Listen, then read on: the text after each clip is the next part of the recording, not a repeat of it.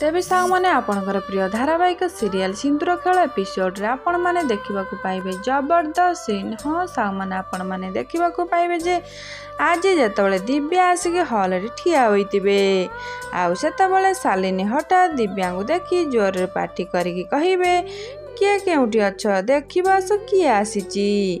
AB Shalini party शुणी पूरा परिवार एकाठी हुअंती आउ तापरे शालिनी कहिबे हे प्रभु लेट हेउ पछे मो झियो मो पाखक पळी आसिला।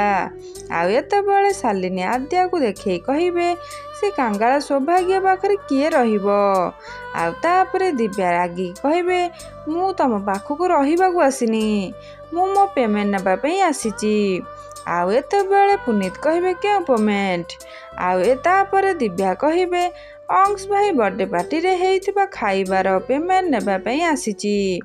एबे हठात शालिनी दिव्यार कथा शुणी पूरा आश्चर्य होई पड़े। आउ एतेबेले राघव कहिबे पुनीत कैंटीन पेमेंट करिबा पई मु तते टंका देइथिली ना। आउ तापरे पुनीत से पैसा खर्च करि देई डरी डरी कहिबे हाँ बड़ापा। आउ तापरे पुनीत को बंचेबा को जाई राजन कहिबे पुनीत जहा करिची एकदम ठीक करिची।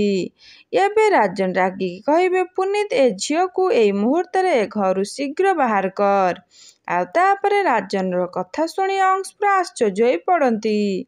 आउ एतेबेले पुनीत दिव्यार हाथ धरी टाणिकी नेबा टाइम रे एबे अंश दौड़िकी आसिक पुनीत रो हाथ को धरी कहिबे हाथ छाड़ पुनीत। तो फ्रेंड्स आपण मानकू कौन लगुची आज कौन पुनीत अंश रो कथा मानी दिव्यार हाथ को छाड़ी देबे? जदि हाँ कमेंट रे एस बोली लिखंतु। आज रो वीडियोटी भल लागले लाइक शेयर सब्सक्राइब करंतु।